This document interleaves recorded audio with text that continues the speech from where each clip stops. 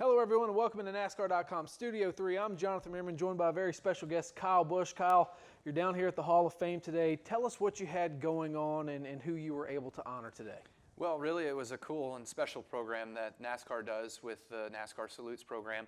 And what we do is every year we honor a fallen soldier's name on our race car and bring their family out to the event and have them with us for the day on Sunday for Memorial Day for the Coca-Cola 600. And this year we have Sergeant Griffin's name on our race car, and his mother and father were with us a little bit earlier today, and we were unveiling the new look, or the look of, the red, white, and blue special M&M's Camry that'll be carrying Sergeant Griffin's name on it for the Coke 600. I know you guys have done a lot of these over the years, and I know it never gets old because these guys pay the ultimate sacrifice. What is it like? How humbling is it as a professional athlete to be able to kind of honor, our nation's heroes? Well, it certainly is. It's truly an honor because we have the opportunity to go out there and do what we love to do each and every weekend because of those soldiers that have given their lives or everything that they are, that they go out there and fight for our freedoms and give us our freedoms to be able to go out and do what we do. So it's nice to be able to honor them and to have them to come on out, the families and everything else. And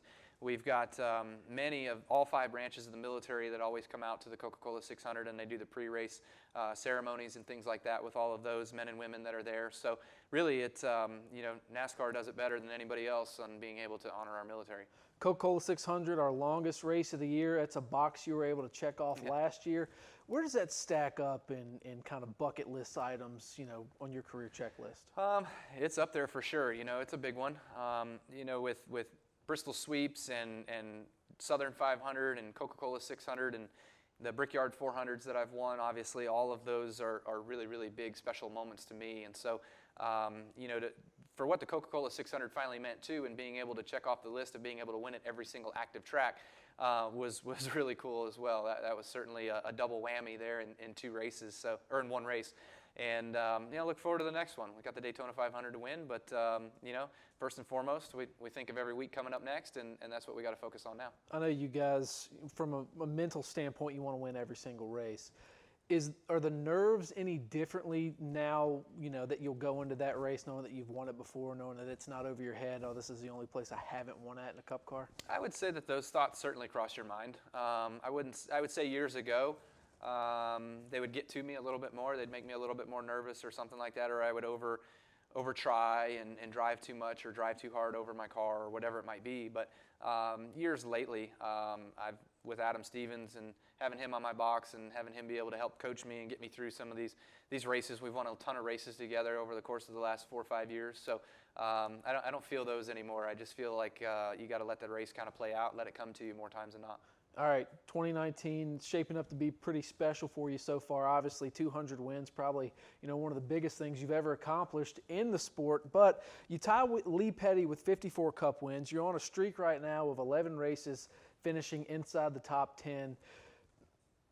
When you started this season, did you think all of this was going to happen? The success and the consistency and kind of the statistic kind of crazy start you had? No, you never look at any of those. Like the record of top 10s for starting a season that we've been on wasn't really made to my attention until the 8th or 9th race. And so then we hit 10, and now we hit 11, so hopefully we can keep it going, obviously, and set a new record. But, somebody brought up the other day, they were like, I don't remember how many I had before the season ended last year, but we won Phoenix. We finished 4th at Homestead, so back up from there. I mean, we've had maybe 15 top 10s in a row, but to start a season, we're on 11. That's just pretty cool.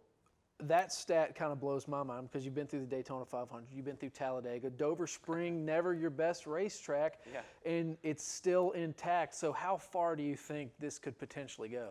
Well, the 2 most stressful races that we knew were going to be on that 11 race rung, we finished 10th. We barely squeaked through, but we squeaked through. So we made it happen just barely. So I don't know, maybe it'll go 20 races. Who knows? We're coming up to a stretch here where sometimes we get a little bit crossed up. Michigan isn't one of my best places.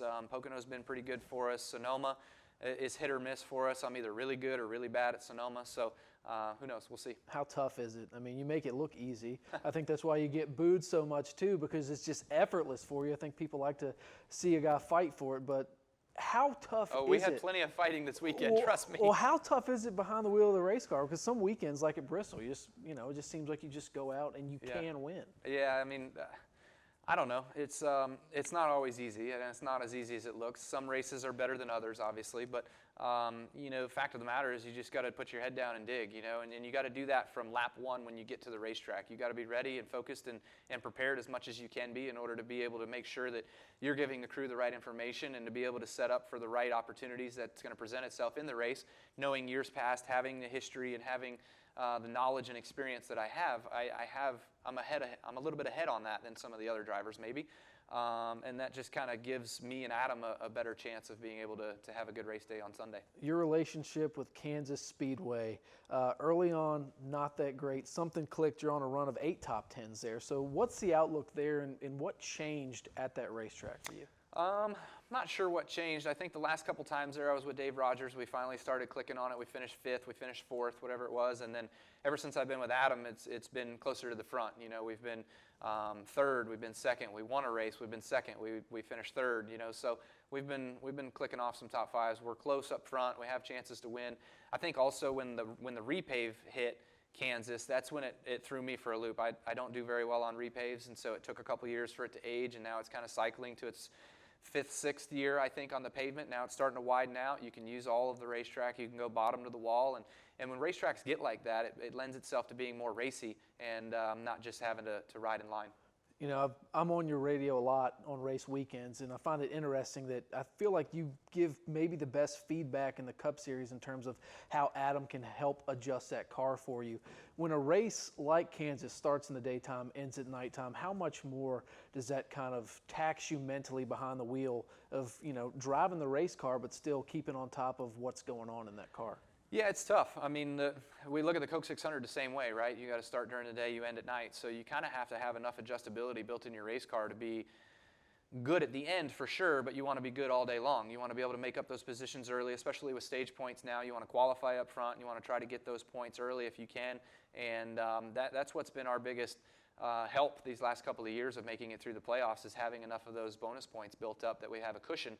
And so that's important, and we look at that every single week. And Kansas being a race that starts day, ends at night, is another one of those opportunities that we've got to be ready for. All right, on a lighter note, Dave Portnoy, president of Barstool Sports, you did a pizza review with him. Yeah. He came out and said if he had to pick a guy, he would be a Kyle Busch fan. He's got a lot of influence. So how cool is it to kind of have those guys at the racetrack and have kind of the leader of that whole brand come out and say, hey, Kyle Busch is my guy? Well, it's obviously pretty cool. He's got a lot of opinions, as I have a lot of opinions. We're both very vocal, so we have that little bit of chemistry going there. But overall, I guess sometimes I'm the bad guy, maybe sometimes he's the bad guy. So us bad guys, we got to stick together, right? It's a match made right there. Before we let you get out of here, in 2 weeks you're racing for $1 million in the AllStar Race. In terms of races that aren't points paying, but I mean $1 million is a lot for a race team. So where does that stack up? Where does the importance go in there? And also, we'll see some glimpses of what we think will be on the Gen 7 race car. So I mean, there's a lot of boxes to check there to have a successful weekend. There are. It's going to be interesting.